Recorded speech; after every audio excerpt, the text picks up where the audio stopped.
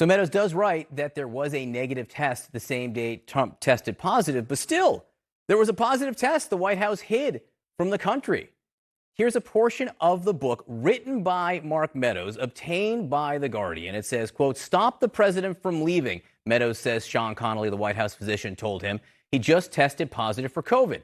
It wasn't possible to stop Trump, but when he called from Air Force One, his chief of staff gave him the news.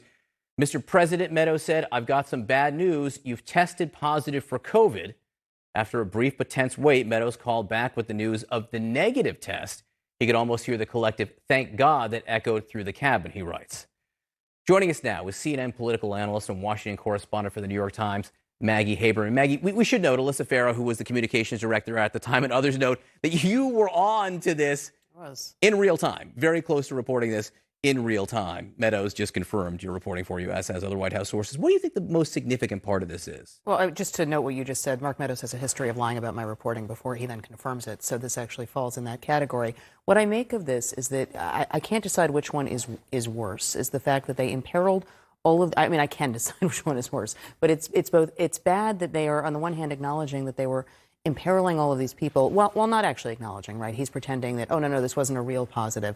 But also that he's just sort of glibly writing it in a book, and he's really surprised that people didn't see this as some act of radical transparency.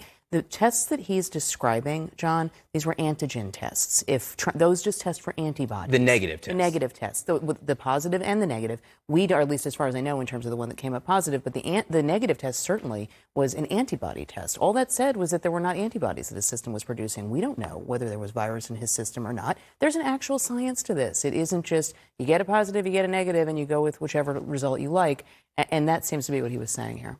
Why on earth did this end up in the book? What do you think is going on with Mark Meadows? I think Mark Meadows needs to make money, honestly. I mean, I think that he has legal bills, and I think those legal bills are not getting paid by the former president or any of his committees, as far as I understand it. I think that he got an advance. Who knows how much it was, but I think that he is trying to sell a book. I don't actually know that the former president is upset about any of this. According to the people I've spoken to, at least early yesterday, he wasn't. Now, he may get upset looking at the coverage, because that's often what happens. But, why Mark Meadows does certain things is often a mystery. What about Mark Meadows describing the former president's bronze hue? I mean, there's stuff that Meadows writes odd. Well, you talk about there's stuff that he writes in the way he writes it that you think might be on the line of what would upset Trump.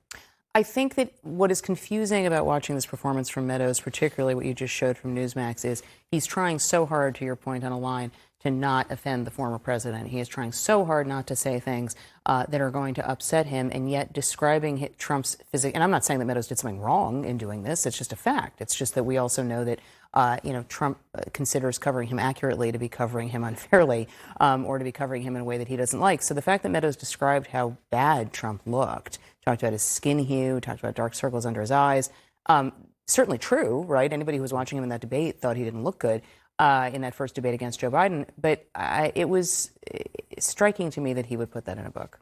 A lot of people looked at this and said, this came out the same day, within 24 hours of when we learned that Mark Meadows is going to sit for a deposition with the January 6th committee. And a lot of people were wondering, is Mark Meadows splitting from Trump? Does this signify some kind of shift away? I don't think so. I think that, I think The Guardian gets hold of books, and they get hold of them early, and they did here. B, I don't really know the extent of Mark Meadows' cooperation with the January 6th committee, and I think that's really important to bear in mind. I've heard conflicting signals about, is he actually being that forthcoming, or is he just doing something where he can check a box and tell folks like us that he's cooperating? It is interesting, because when people ask why would Mark Meadows write this, one of the possibilities was because they don't care. They don't think they did anything wrong. That's what I'm saying. Which is very revealing. That's my point about the glibness of putting it in a book. As I said to several people in Trump's world yesterday, many of whom, well, Trump himself, I'm not sure, was upset. A bunch of folks around him were, and a bunch of folks who worked in the White House were, for a variety of reasons, including the aspects, I should just note, of what Meadows describes as to how he acted after that positive and then the negative test.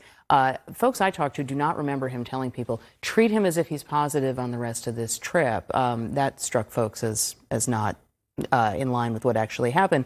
But I think that Meadows he seemed to think that he was writing a story that was going to be received as, oh, look, this is proof Trump was negative before the debate. And all this is proof that he did actually pop a positive test, which a bunch of us had heard, which, yes, I did chase and was trying to get confirmation of. We don't know enough about the other kinds of tests he was taking. We don't know enough about what was happening when he headed into a debate against an opponent who was also an older gentleman and susceptible to the coronavirus.